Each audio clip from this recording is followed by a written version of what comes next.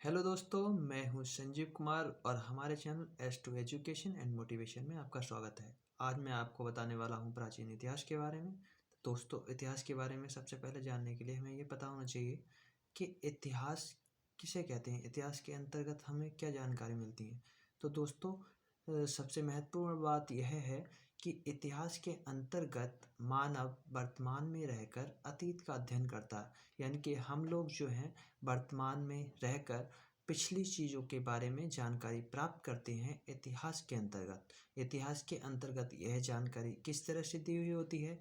इसमें संस्कृति, अर्थव्यवस्था, राजनीति और समाज, ये सारी चीज़ें जुड़ी होती हैं। जैसे संस्कृति में हमारे धर्म, दर्शन, रीति रिवाज आदि सारी चीज़ें आ जाती हैं। समाज में हमारे वर्ण संबंधी चीज़ें आ जाती हैं। और अर्थव्यवस्था से आप सोच सकते हैं कि सारे जो भी हमारे बिजनेस टाइप के वर्क हैं वो सारी चीज़ें अर्थव्यवस्था के अंतर्गत आ जाती हैं। और राजनीति के अंतर्गत उस समय का जो राज्य व्यवस्था थी वो किस तरह से थी, उस चीज़ के बारे में हमें जानकारी राजनीति से चलती है दोस्तों। तो ये हमारा मुख्य इतिहास के स्रोत हो गए कि किस तरह से हम इतिहास के बारे में जानते हैं, किन स्रोतों के आधार पर। और दोस्तों, सबसे प्राचीन भारत के इतिहास की अगर बात कही जाए तो प्राचीन भारत मुख्य रूप से अगर विश्व संदर्भ में देखा जाए तो ये 20 लाख बीसी से 10,000 बीसी तक माना जाता है।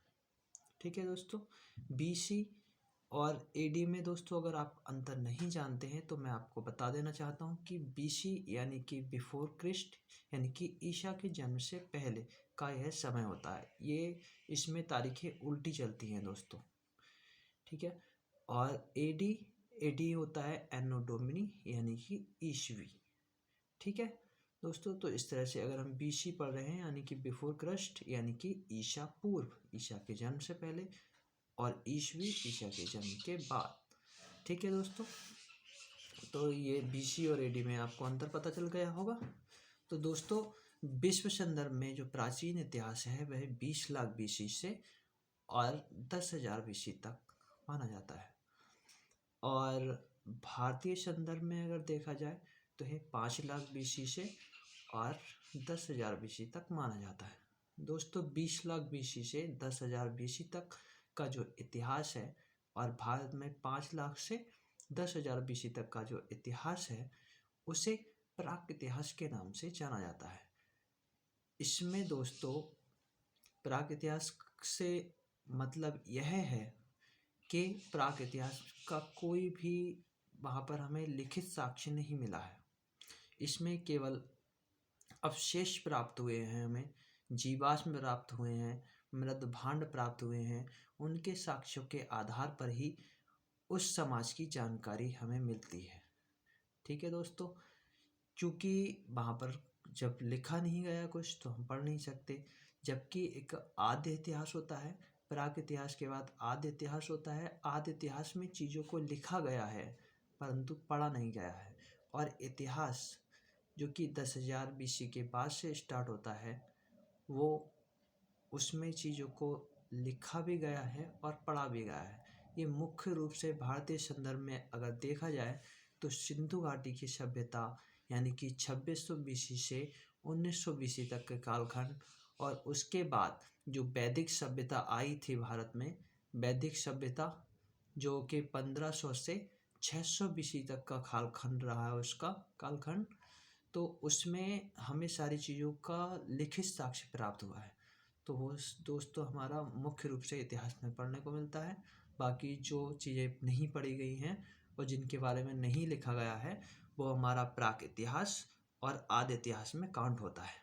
तो दोस्तों, अब हम प्राचीन हिस्ट्री के बारे में जानेंगे कि विश्व संदर्भ में सबसे पहले मनुष्य की बात अगर की जाए तो मानव जो है वह पृथ्वी पर अवतरित नहीं हुआ है। कुछ लोग कहते हैं कि अवतार हुआ है मानव का, ऐसा नहीं हुआ है। अगर साइंस के अनुसार माना जाए तो डार्विन की पुस्तक जो कि 1859 ईस्वी में प्रकाशित हुई थी, ओरिजिन ऑफ स्पीशीज, जिसके प्रकाशन के बाद समाज को और सारे जो लोग पढ़ने वाले हैं और साइंस के द्वारा उन्होंने ये संदेश पहुंचाया कि मानव का जो है अवतार नहीं हुआ है, बल्कि मानव का उद्भव प्राइमेट के द्वारा हुआ है। अब से लगभग 26 लाख बीसी पूर्व मानव का उद्भव प्राइमेट के द्वारा हुआ है।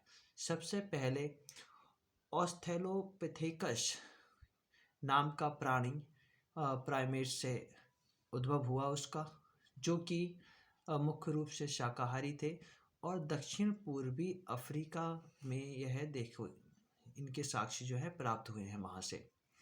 उसके बाद होमोनिडे जो है और होमो हैबिलस, ये लगभग 20 लाख बीसी में इनके साक्ष्य प्राप्त हुए हैं। ये शाकाहारी के साथ साथ मांसाहारी भी थे और ये भी दक्षिण पूर्वी अफ्रीका से ही इनके साक्ष्य प्राप्त हुए हैं। ये छोटे जानवरों का शिकार करते थे। ठीक है दोस्तों, इसके बाद होमो इरेक्टस का उद्भव हुआ। होमो इरेक्टस के उद्भव होने के बाद आग की खोज हो गई, और आग की खोज लगभग 1700 बीसी के उपरांत हुई है। 1700 बीसी में ही होमो इरेक्टस का उद्भव हुआ। उसी समय आग की खोज हो गई, जो कि प्रापाषाण काल में ही हो गई थी, और ये मैमथ जैसे बड़े जानवरों का शिकार करते थे। ठीक है दोस्तों, और ये पहली बार दक्षिण अफ्रीका से बाहर यानी कि एशियाई और यूरोपीय क्षेत्रों में देखने को मिले। ठीक है दोस्तों, इसके बाद नियंडरथल, जो कि 1.5 बीसी के मध्य में लगभग इनका उद्भव हुआ, और इन्होंने सर्वप्रथम मानव को दफनाने की प्रथा लागू की। ठीक है दोस्तों, और उसके बाद आ जाते हैं होमोसैपियंस। होमोसैपियंस का उद्भव 40,000 से 10,000 बीसी के बीच माना जाता है दोस्तों। होमोसैपियंस के उद्भव होने के बाद उन्होंने होमोसैपियंस यानी कि ज्ञानी मानव, उन्होंने तो बहुत सारे कला, धर्म, दर्शन, चित्रकला की जानकारी जो है उन्होंने प्राप्त की, और नई नई चीज़ों के बारे में उन्होंने प्रयोग किए और नई नई चीज़ें उन्होंने बनाई, जिसके साक्ष्य अब के आधार पर ही उनके बारे में पता चलता है कि 40,000 से 10,000 बीसी के बीच जो होमोसैपियंस यानी मानव का उद्भव हुआ था, उसी के बाद 10,000 बीसी के बाद जो है और अच्छी से चीज़ों के बारे में, कृषि के बारे में, पशुपालन के बारे में और चित्रकला के बारे में जानकारी प्रदान की गई।